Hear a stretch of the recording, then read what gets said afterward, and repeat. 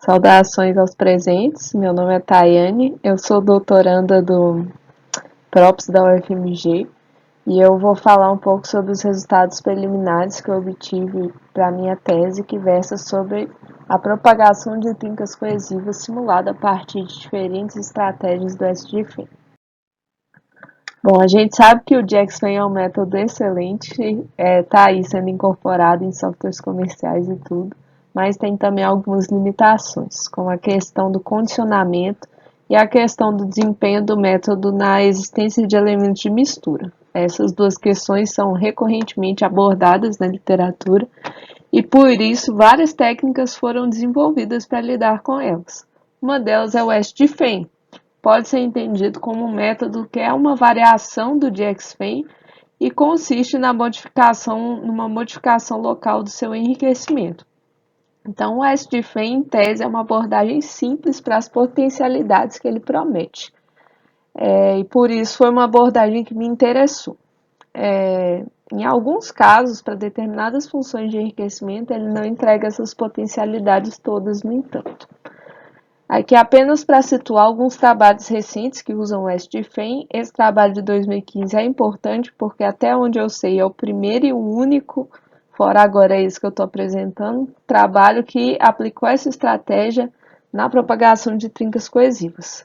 Temos esses trabalhos aqui mais recentes, de 2020 também, que propôs a utilização de outras partições da unidade para construir o espaço de enriquecimento e contornar as tais instabilidades que eu citei que o SGFEM pode sofrer.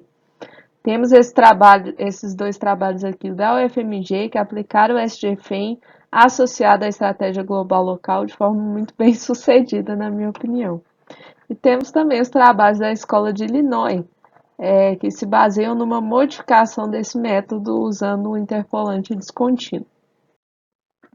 Em razão do tempo, eu não vou poder dar muitos detalhes da formulação, mas fica aqui só para constar qual é o modelo constitutivo discreto que a gente está usando para simular as tensões coesivas.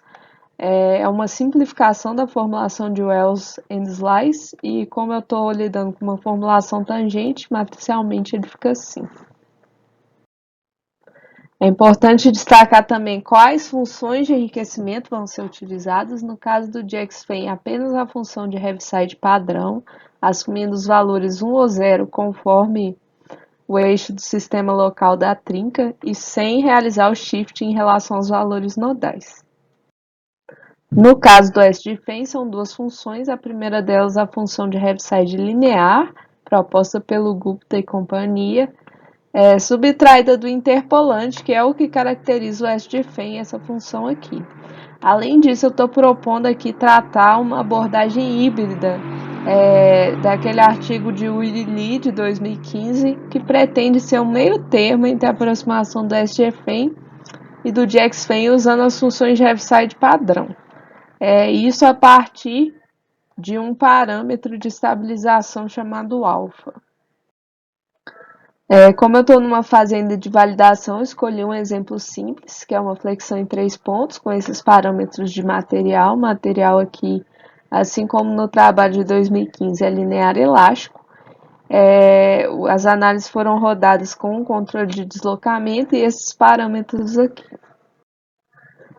A primeira malha, como eu disse, foi só para validar. Ela tem 24 por 15 divisões e a trinca propaga a partir de um defeito inicial, sem atribuição de coesão aqui, mas igualmente simulado pelas funções de Heaviside pertinentes.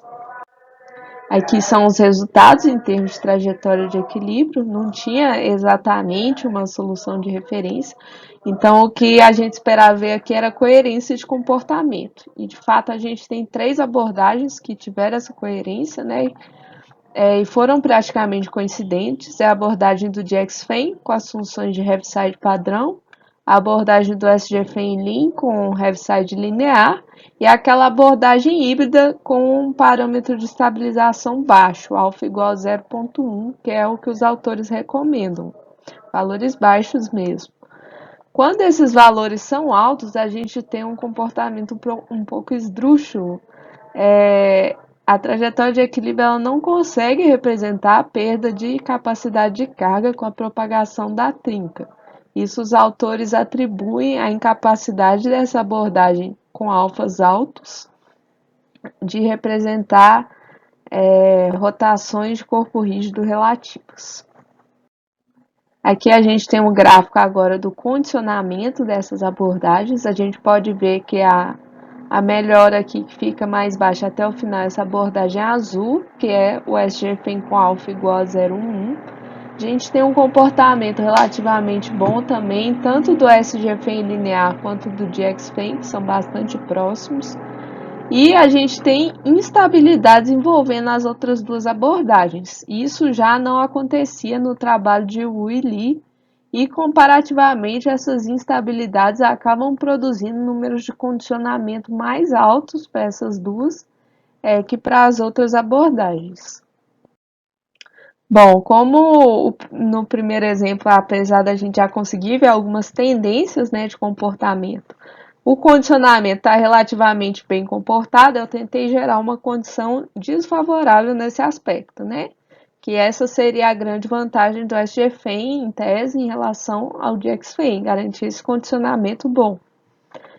Para isso, e considerando tudo que já foi reportado na literatura em relação ao DXFEM e as funções de Heaviside padrão, e em relação ao SGFEM linear, eu tentei criar uma condição desfavorável a partir de uma malha assimétrica, em que a trinca vai particionar o elemento finito em duas áreas muito diferentes, para ver se eu consigo piorar o condicionamento. Aqui são os resultados das trajetórias de equilíbrio, as tendências são muito parecidas. O que eu vejo de diferente aqui é que as abordagens com alfa alto conseguem representar um pouco melhor o comportamento, embora a gente ainda não possa considerar que é uma stress locking free, é uma resposta stress locking free. E no condicionamento aqui a gente vê que o SGFEM com Heaviside linear, ele realmente perde a robustez, o condicionamento dele se deteriora, principalmente nos últimos passos da análise. Enquanto que o SGFEM com alfa baixo e o DXFEM, né, para nossa surpresa, eles se mantêm aparentemente robustos em relação à malha e com valores relativamente baixos, o que eu não esperava da parte do DXFEM. O SGFEM com os alfas mais altos, ele apresenta um comportamento bem similar, ele tem essas instabilidades. Bom, então o que a gente constatou com esses experimentos preliminares foi que as funções de Heaviside linear, elas realmente não conseguem manter a robustez para qualquer configuração da malha, né, apesar dos bons resultados que se obteve com elas em termos de precisão em problemas sem propagação. A abordagem proposta por Willy, quando a gente respeita a recomendação deles de manter um parâmetro de estabilização alfa baixo, realmente parece ser um meio termo entre precisão e condicionamento, só que esse parâmetro que eles propõem ele é determinado de forma heurística, então são precisos mais experimentos para ver se essas tendências vão se manter. O DXFEM, ao contrário do que a gente esperava, ele tem uma performance também equilibrada em termos de precisão e condicionamento. E nas implementações futuras, né, que eu tô na fase de entrar com as funções trigonométricas, ele pode ser considerado como uma alternativa para a nossa simulação, especialmente agora que saíram trabalhos, né, que falam que fazendo shift para problemas de primeira ordem, a gente realmente consegue manter esse condicionamento do DXFEM usando as funções de Heaviside padrão e assim, nos meus próprios experimentos eu constatei que isso parece verdade. E fica aqui algumas sugestões de trabalhos futuros, como avaliar a eficiência computacional de cada uma dessas abordagens, analisar a influência do refinamento da malha no condicionamento, o impacto que isso poderia ter, e analisar também o uso de outras funções de enriquecimento, seja de natureza polinomial, seja de natureza trigonométrica, para tentar aproximar melhor aquele campo ali perto da trinca. Além de fazer isso em outros tipos de experimentos numéricos. Então é isso, gente. Muito obrigada.